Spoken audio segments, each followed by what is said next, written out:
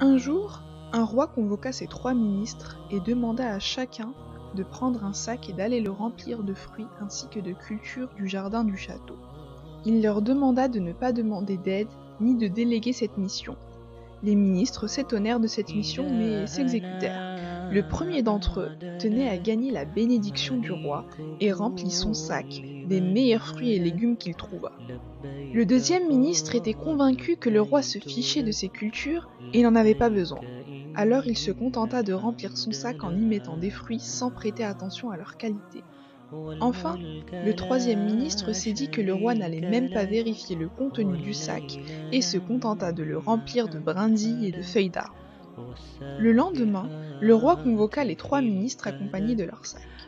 Une fois réunis, le roi ordonna à ses soldats d'emprisonner ces 3 ministres, chacun à part avec son sac pendant 3 mois dans un endroit où personne ne peut accéder et qu'on leur interdise l'eau et la nourriture. Le premier ministre mangea les fruits qu'il a récoltés jusqu'à ce qu'il finisse sa peine. Le deuxième ministre vit les 3 mois dans la gêne et le manque, ne se nourrissant que parmi les quelques légumes et fruits mangeables qu'il a récoltés. Et le troisième ministre mourut de faim avant la fin de sa peine. Le roi est simplement une métaphore de Dieu et le jardin celle de la vie. L'histoire nous invite à nous demander à quel ministre ressemblons-nous. Tant que nous sommes dans le jardin de la vie, nous avons encore la liberté de récolter des bonnes œuvres ou des mauvaises.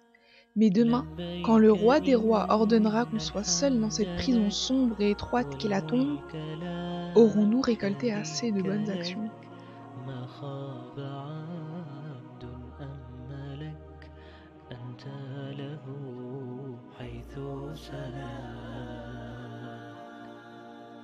لولاك يا ربي هلك كل نبي وملك وكل من